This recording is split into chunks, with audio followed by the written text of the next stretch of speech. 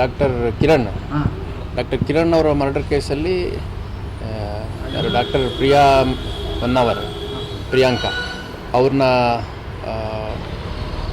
ನಾವು ಪ್ರಾಥಮಿಕವಾಗಿ ವಶಕ್ಕೆ ತೊಗೊಂಡಂಥ ಸಂದರ್ಭದಲ್ಲಿ ಆಕೆಯ ದೈಹಿಕ ಮತ್ತು ಮಾನಸಿಕ ಸ್ಥಿತಿ ಏನಿದೆ ಅದಷ್ಟು ಸಮರ್ಪಕವಾಗಿಲ್ಲ ಅಂತ ಕಿಮ್ಸಿಗೆ ಅಡ್ಮಿಟ್ ಮಾಡಿದ್ವಿ. ಸುಮಾರು 10-12 ದಿನ ಆಕೆ ಕಿಮ್ಸಲ್ಲಿ ಟ್ರೀಟ್ಮೆಂಟ್ ಪಡ್ಕೊಂಡ್ಳು. ತಮಗೆಲ್ಲ ಗೊತ್ತಿರೋಂಗೆ ಆಕೆ ಇನ್ಸುಲಿನ್ ಇಂಜೆಕ್ಷನ್ಸ್ ಮಾಡಿಕೊಂಡು BP ಭಾಳ ಲೋ ಆಗಿ, ಅದೇ ಸಿಮಿಲರ್ ಇಂಜೆಕ್ಷನ್ಸ್ ಮಗುಂಗೂ ಮಾಡಿದ್ರು ಅಂತ ಹೇಳ್ತಾರೆ. ಅದು ರಿಪೋರ್ಟ್ಸ್ ತೊಗೋಬೇಕಿನ್ನು.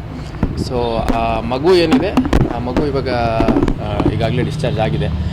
ನಾನು ಈ ಸಂದರ್ಭದಲ್ಲಿ SDM ಸಂಸ್ಥೆಯವ್ರಿಗೂ ಕೂಡ ಧನ್ಯವಾದಗಳು ಅರ್ಪಿಸ್ಲಿಕ್ಕೆ ಇಷ್ಟಪಡ್ತೇನೆ. ಯಾಕಂದರೆ ಅದೇನು ಬಿಲ್ ಆಗಿತ್ತು ಆ ಮಗುದು, ಅದರದ್ದು ಎಷ್ಟು ಇನ್ಶೂರೆನ್ಸ್ ಕ್ಲೈಮ್ ಆಗುತ್ತೆ ಮಾಡ್ಕೊಂಡಿದ್ದಾರೆ. ಉಳಿದಿದ್ದನ್ನು ಅವರು ಯಾವುದೇ ಒಂದು ಹಣವನ್ನು ಪಡ್ಕೊಂಡೆ ಅವರು ಮಗು ಡಿಸ್ಚಾರ್ಜ್ ಆಗಿದೆ. ಮಗು ಚೆನ್ನಾಗಿದೆ, ಔಟ್ ಆಫ್ ಡೇಂಜರು. ಪ್ರಿಯಾಂಕಾ ಏನಿದ್ದಾರೆ ಅವ್ರನ್ನ ವಶಕ್ಕೆ ತೊಗೊಂಡು ವಿಚಾರಣೆಗೆ ಒಳಪಡಿಸಿ ನಾವು ಈಗ ನ್ಯಾಯಾಂಗ ಬಂಧನಕ್ಕೆ ಬಿಟ್ಟಿದ್ದೇವೆ.